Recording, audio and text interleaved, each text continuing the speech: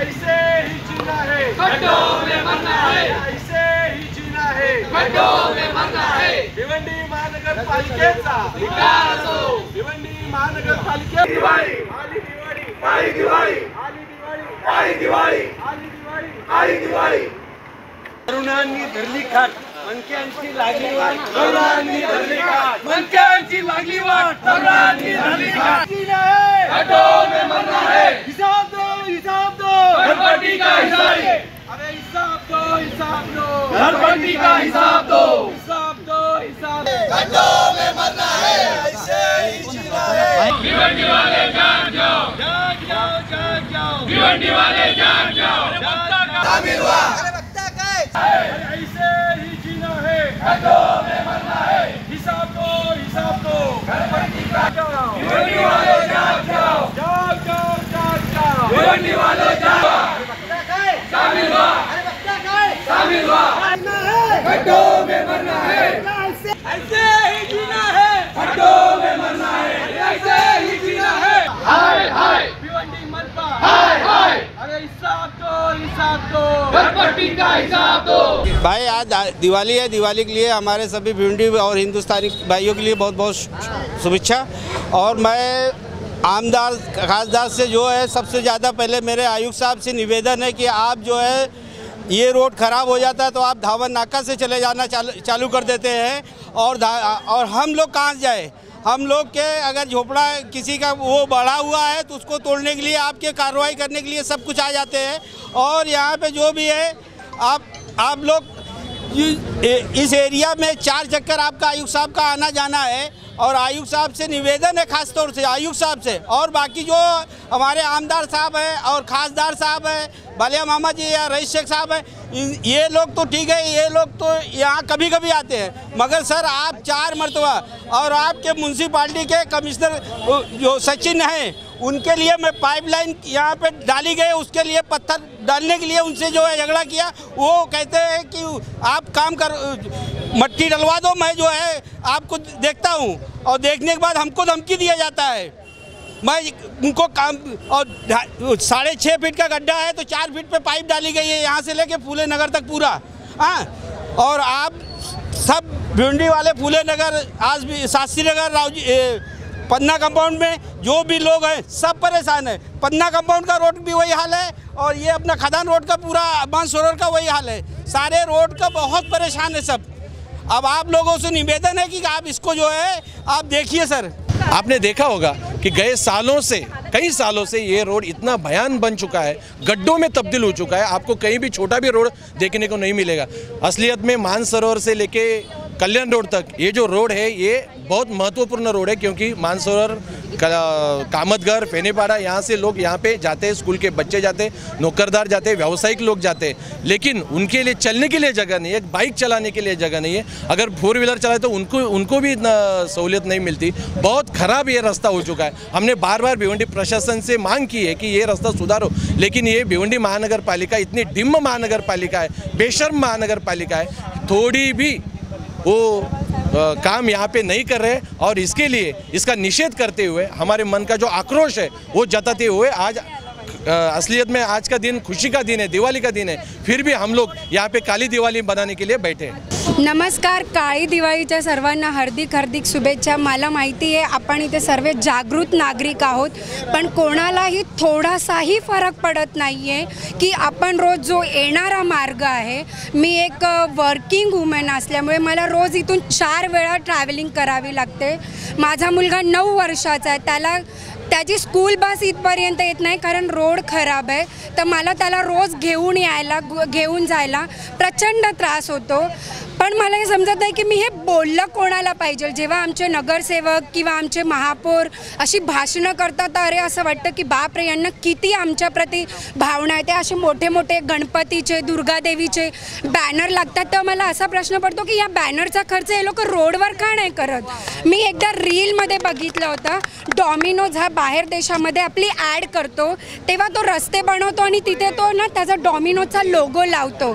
तर मला असं वाटतं की हे जे मंडळ उभे सभे असतात ना गणपतीला, दुर्गादेवीला, असे युवा नेता वगैरे, तर त्यांनी आपले फोटो ना इथे लावून टाकावेत. ॲटलिस्ट लोकांना एवढी तर जाणीवेल की या माणसाला माहिती आहे की रोडची जाणीव.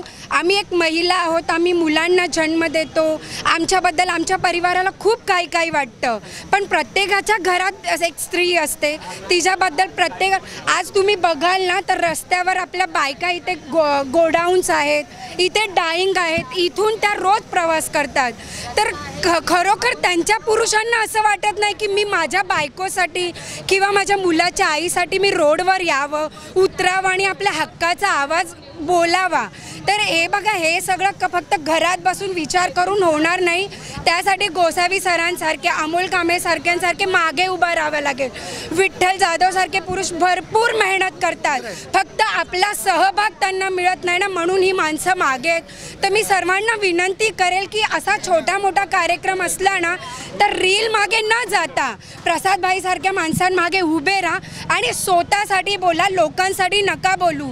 स्वतःला जो त्रास होतो तो येऊन बोला. धन्यवाद. आणि महानगरपालिकेचा हमखास निषेध असो. काळ्या दिवाळीच्या सर्वांना शुभेच्छा. मानसरोवर फुलेनगर वासियांनी जो मोर्चा काढलेला आहे रस्त्याविषयी, बरं या रस्त्याविषयी काय आमदारला खासदार काय घेणं नाही का? त्यांना काम वोटिंग पाहिजे नाही का? त्यांना डबल निवडून द्यायचं नाही?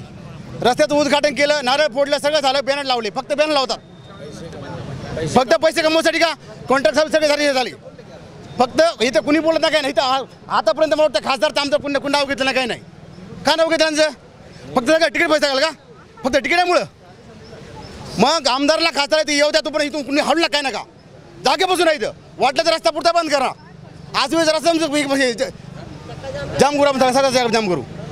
माझे 200 समजतो. या ठिकाणी जो मोर्चा काढलेला आहे रस्त्यासंदर्भात, तर सर्वांना या काळी दिवाळीच्या हार्दिक शुभेच्छा. मी ह्या ठिकाणी आपण मोर्चा काढला आहे, पण मी प्रॅक्टिकली एक विक्टम्स आहे याबद्दल. काल माझ्या दुचाकीचा रस्त्यामुळे अपघात झाला कल्याण नाका या ठिकाणी. अपघात झाल्यामुळे माझ्या गाडीचा त्या ठिकाणी खूप मोठ्या प्रमाणात नुकसान झालं. तर नुकसान झालं असताना मी एक लेखी अर्ज माझ्या हाताने तयार केला. लेखी अर्ज मी पोलीस स्टेशनला, कुंभारवाडा पोलीस स्टेशनच्या हद्दीमध्ये दाखल करण्यासाठी गेला असताना त्या ठिकाणी ज्या वेळेस तो आजार तिथल्या कॉन्स्टेबलला मी दाखवला, प्रथमतः तो चिडला माझ्यावर, मला ओरडून बोलला आणि मला त्यांनी पहिला प्रश्न असा विचारला की लायसन होतं का तुझ्याकडे? मी त्यांना असं म्हटलं की ठीक आहे, लायसन नव्हतं माझ्याकडे, रस्ता तुम्ही ठीक करा, मी तुम्हाला लायसन दाखवतो. त्यांनी माझ्याकडे लायसनची मागणी केली, माझ्याविषयी लायसन नव्हतं. त्यांना मी म्हटलं तुम्ही तक्रार घ्याल की नाही? ते म्हटले नाही. मी म्हटलं माझा मृत्यू झाला असं तुम्ही हेच विचारलं असतं का? ह्याच्याविषयी लायसन नाही, त्याचा पंचनामा कशाला करायचा? तर म्हटलं ही माझी एक जी तक्रार आहे, तुम्ही जी तक्रार घेतली नाही ह्याचा मी निषेध करतो म्हटलं. आणि दुसरी गोष्ट, ह्या प्रकारे तुम्ही जर प्रशासनाला अशा प्रकारे सपोर्ट करत असाल तर ह्याचा अर्थ मग कुठंतरी आम्ही न्याय कुणाला मागायचा? जर पोलीस प्रशासन आम्हाला व्यवस्थित सपोर्ट करत नसेल, प्रशासनाच्या विरोधात बोलता वेळेस ते आम्हाला दाबण्याचा प्रयत्न करत असतील, तर आम्ही न्याय मागायचा कुणाला? कारण की ह्या रस्त्यामुळे फक्त हा रस्ता ही समस्या नाही आहे, या रस्त्यामुळे अपघात होतात, या रस्त्यामुळे धुळीचं प्रमाण वाढतं, ह्याच्यामुळे असंख्य आजाराला सामान्य जनतेला बळी पडावं लागतं. आम्ही असंख्य प्रकारचा टॅक्स भरतो. हा आमचा टॅक्स जातो कुठं? 500 ते 600 करोड वार्षिक बजेट महानगरपालिकेचं असतं. मग महानगरपालिका हा बजेट नेमकं खर्च करते कुठं? हा सगळ्यात मोठा प्रश्न आहे. IAS आयुक्त अमोल सागर हे IAS आयुक्त असताना इतकं उच्च पदवीचं शिक्षण घेऊन IAS ऑफिसर बनलेत, यांना जर ह्या गोष्टीची दखल व्यवस्थित घेता येत नसेल तर मला हा प्रश्न पडतो, ते IAS ऑफिसर नेमकं झालेत कशाला?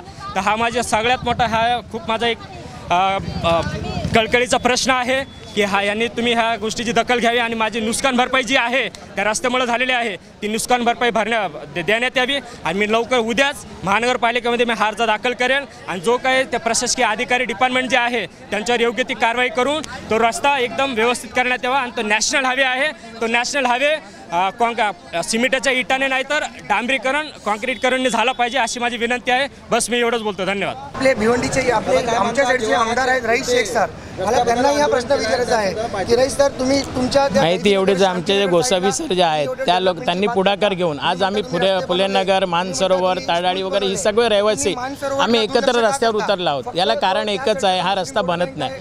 आज IAS ऑफिसर असताना आमचा रस्ता बनत नाही. IAS ऑफिसर बोलले तर लोकांच्या खूप अपेक्षा असतात, पण ते आमच्या अपेक्षांचा भंग करतात. आज आम्ही सगळ्यात जास्ती टॅक्स देतोय तरी आमची ही अवस्था आहे. तर हे कुठेतरी थांबलं पाहिजे. आणि या कमिशनरनी किंवा आमच्या इथे आमदार रईसभाई आहेत, या लोक हे दाखवतात का मी हा रोड केला, तो रोड केला. मग हा रोड का नाही बनवत? तुम्ही जाणीवपूर्वक आमच्यावर अत्याचार करता का? आम्ही तुम्हाला मतदान केलं आहे, आज सर्वांनी मतदान केलं, तर आम्ही मग काय करायचं? कोणाकडे जायचं? आज प्रशासन आहे, आज नगरसेवक कोणी नाही आहे म्हणजे हे नाही असताना या टायमाला जर हे कमिशनर नाही केलं, हा या रस्त्यावरती 10 वेळा पैसे काढून खाल्लेले आहेत. आत्तापर्यंत या 4 वर्षामध्ये 10 वेळा पैसे काढून खाल्लेत. रोड बनवल्यानंतर दुसऱ्या दिवशी खोदला जातो आहे, ही परिस्थिती आहे.